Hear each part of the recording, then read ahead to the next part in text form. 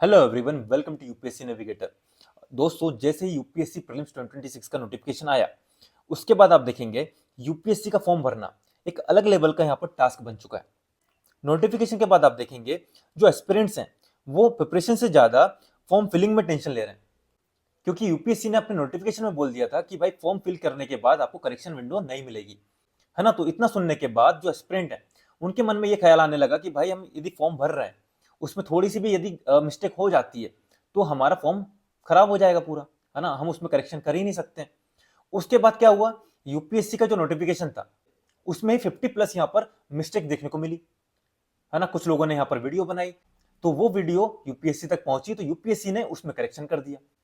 तो जब यूपीएससी अपने नोटिफिकेशन में मिस्टेक होने के बाद करेक्शन कर सकता है, उसके पास ये राइट है, तो एस्पिरेंट के पास क्यों राइट नहीं है कि फॉर्म भरते टाइम यदि एस्पिरेंट से कुछ मिस्टेक हो जाती है तो उसमें भी करेक्शन हो सके, है ना। तो यूपीएससी के पास यदि राइट है तो स्टूडेंट्स के पास भी होना चाहिए।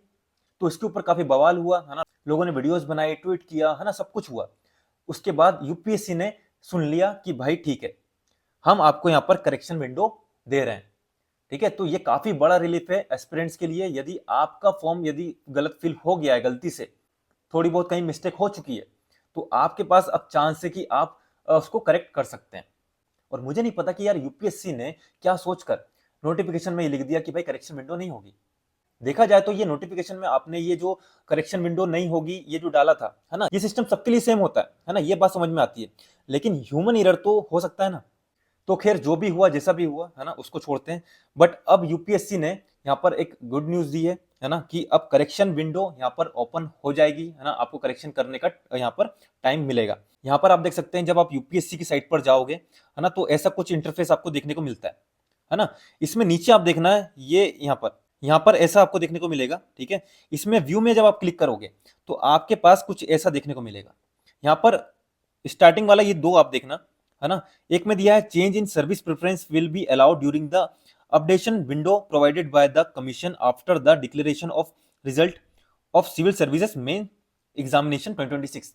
तो जो सर्विस प्रेफरेंस वाला जो यहाँ पर ऑप्शन दिया गया था, है ना, तो अभी स्टार्टिंग में हमको नहीं समझ में आता, है ना। लेकिन यदि आपने गलती से कुछ भर दिया होगा, है ना, इधर उधर कर दिया होगा, तो मेंस यदि आपका क्वालिफाई हो जाता है उसके बाद फिर विंडो ओपन होगी, तब आप उसमें करेक्शन कर सकते हैं। ये यूपीएससी ने यहाँ पर दे दिया। ठीक है, सेकंड आप देखेंगे, the candidate will be provided a correction window of 3 days after the closure of application window of civil services pre examination 2026 and Indian forest service pre examination 2026, है ना। तो जब आपकी फॉर्म फिल करने की डेट खत्म हो जाएगी, है ना, डेट क्या है, 24 फेब यहाँ पर डेट दी गई है यूपीएससी के द्वारा, है ना, कि आपको 24 फेब से पहले फॉर्म भरना है। और 24 फेब के बाद यहाँ पर 3 दिन का यहाँ पर विंडो ओपन होगा, करेक्शन विंडो, आप उसमें करेक्शन कर सकते हैं। ठीक है, यदि आप इनको क्लिक करोगे तो कुछ ऐसा आपको देखने को मिलेगा।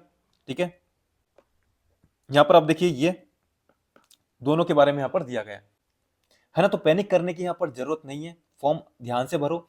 उसके बाद भी थोड़ी बहुत कहीं मिस्टेक हो जाती है तो आपके पास टाइम रहेगा, आप उसको करेक्ट कर सकते हैं। ठीक है, आप फॉर्म से ज्यादा अपना भी प्रिपरेशन पे भी ध्यान दीजिए।